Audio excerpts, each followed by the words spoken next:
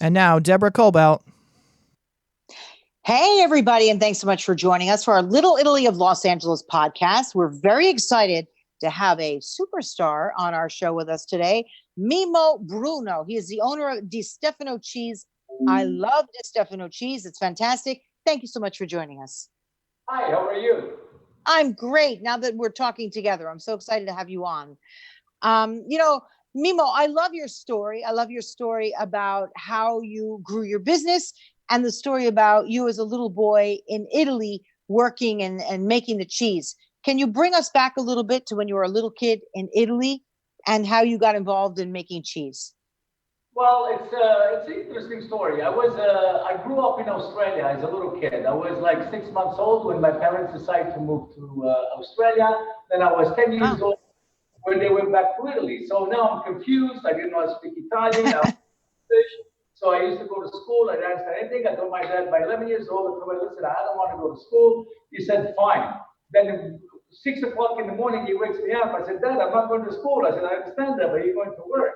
So he sent me in this cheese plant across the street from my house, where I start washing pots and pans and the floor. In the meantime, I was observing how the milk was transferred from milk to cheese, and that really got my attention, the science behind it, that I really wanted to learn how to make cheese.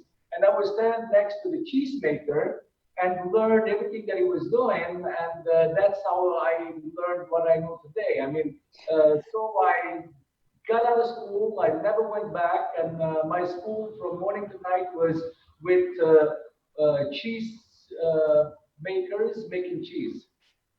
I love that you said the science behind making cheese, because you taught me about the science behind making cheese. So let's cut to a few years, right? You're in America and you were working for another cheese company, right? Where you were delivering cheese, and then you decided, I can do this. So tell us about that. I started my cheese company. I started my company with a partner a long time ago, and this is how we got involved making the cheese. And I started going. The way we started the business was we were going door to door selling cheese, restaurant to restaurant. Walk in the kitchen, get friendly with the chefs, and see what they needed, and that's how we started. So going door to door, today we are where we are. So so where did you start? Didn't you literally go door to door, starting from San Diego all the way up to LA? Is that correct? So at nighttime we will make the cheese. Then in the morning I will fill up the van, and I will start my day, leave my plant by 7 o'clock. Back then was no traffic, so I loved it. So an hour and a half I will be in San Diego. So by 8:30 I'll be in San Diego, have my breakfast. 9 o'clock the restaurant start opening, and I will start going. I didn't have any orders. I didn't have orders. I will go to the restaurants, walk into the kitchen, ask the chef if he want the cheese, sell him the cheese. Then from there, I will move on, coming towards Orange County, Los Angeles, Simi Valley, and at 7 o'clock at night, be back at the plant. Go home, have dinner, go to sleep for 2 hours, and go and make cheese again. What kind of cheeses do you make? Because you're well known for one of them. Why don't you tell us? Okay, so we make a variety of a lot of cheese. Actually, too bad you don't see the plant behind me on the side. We make fresh mozzarella, ricotta, caciocavallo, but our main cheese that we make it is burrata, which that's someone that we brought to the States. So when I grew up in Puglia, like I said, into the cheese plant, we started making burrata. But when I left Puglia in 1987, if you went outside Puglia, nobody knew what burrata was. So surprisingly, when I came to America and to Los Angeles and I started my cheese plant, I was not making burrata until a famous chef from Los Angeles asked me if I knew to make burrata, and that's how it all started. Beautiful. So, but what are the different types of cheeses now that you make that you're so well known for? Well, we make in burrata, we make in mozzarella, ricotta, mascarpone, caciocavallo, smoked scamorza. Those are the most of the cheese we're making now.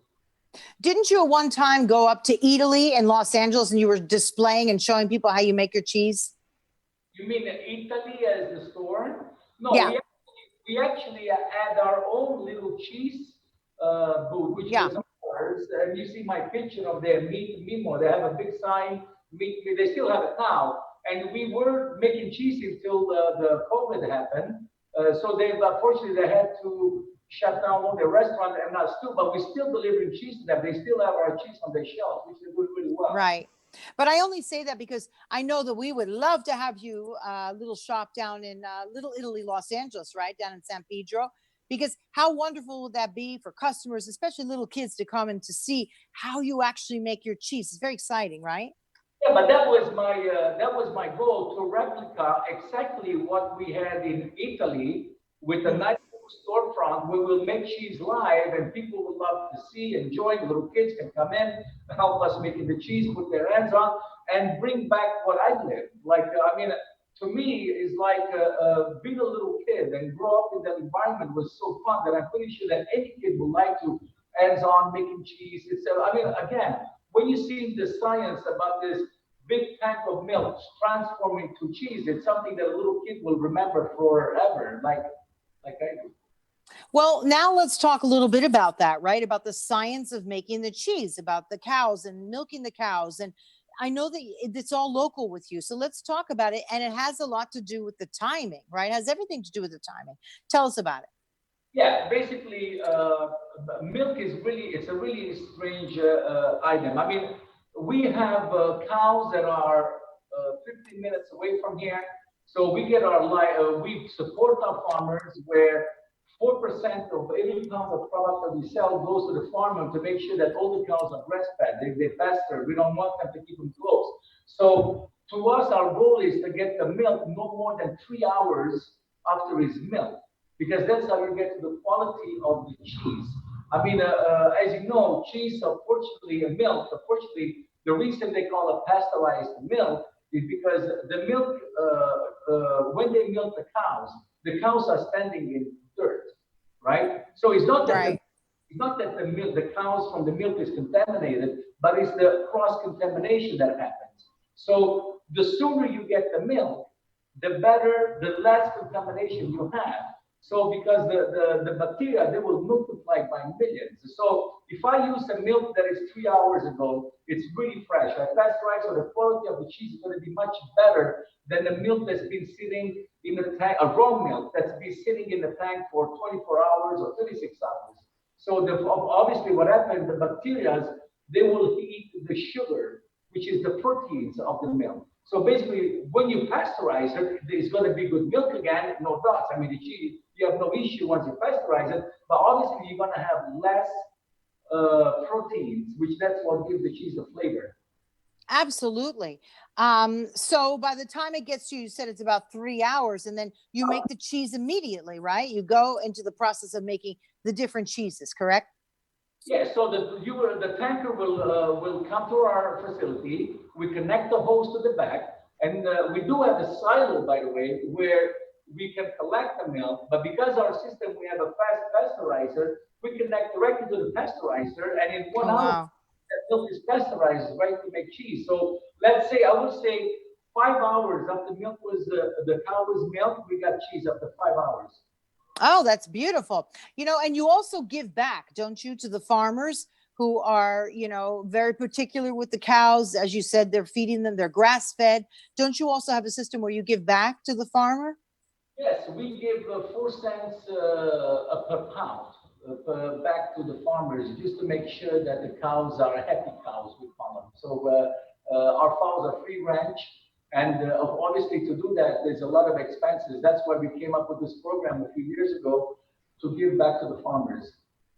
I think that's beautiful because it keeps it local. I love that everything here is locally sourced, the way it is back in Italy. I mean, everybody works together in the community, and I love that about San Pedro and everyone who's down there with their business, their local business, very authentic to the way things were done back in Italy, where we're all from, right?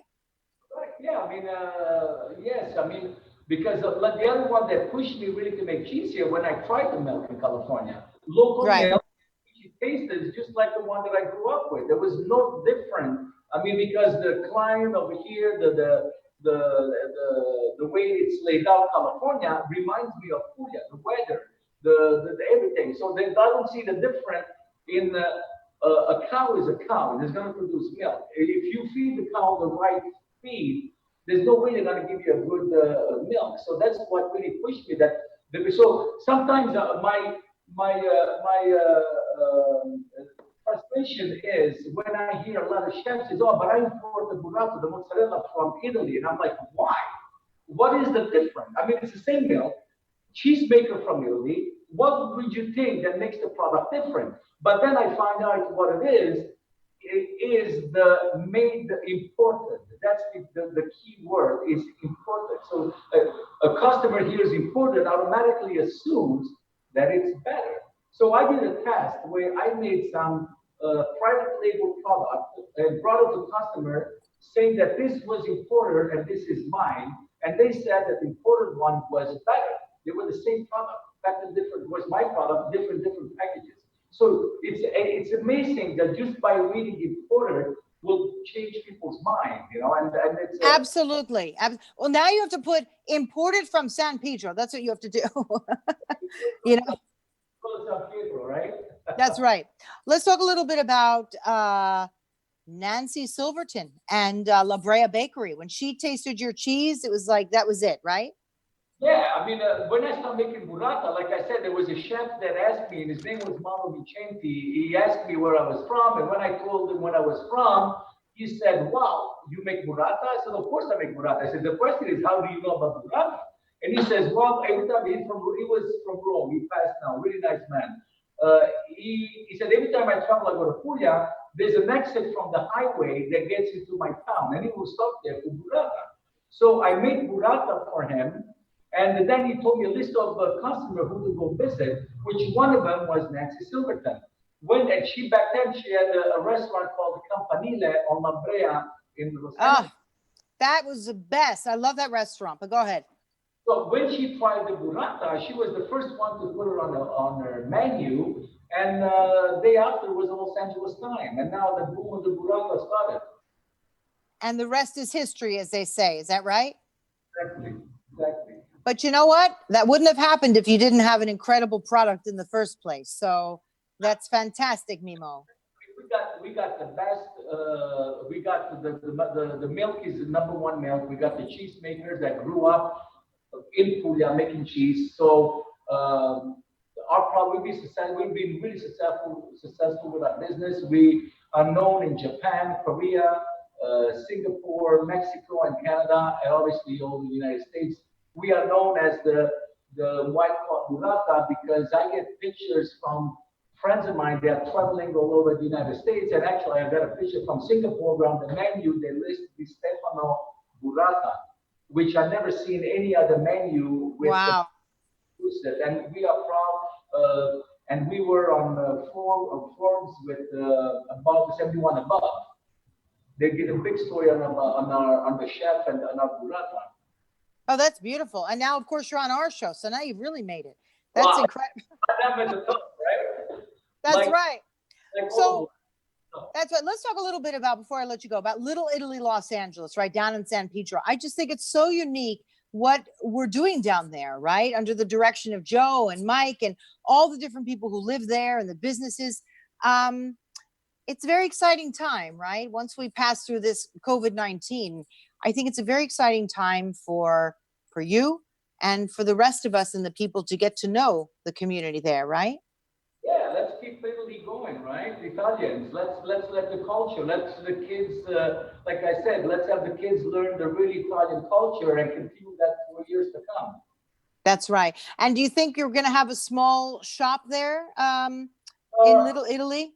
As you know, I was talking to Joe last year about doing this. I mean, and we wanted to reproduce Italy in Little Italy. And the reason that San Pedro was interested is because when I came in America, I didn't live in San Pedro, but every weekend I was in San Pedro. Portugal, I had a lot of friends. I mean, in San Pedro back then.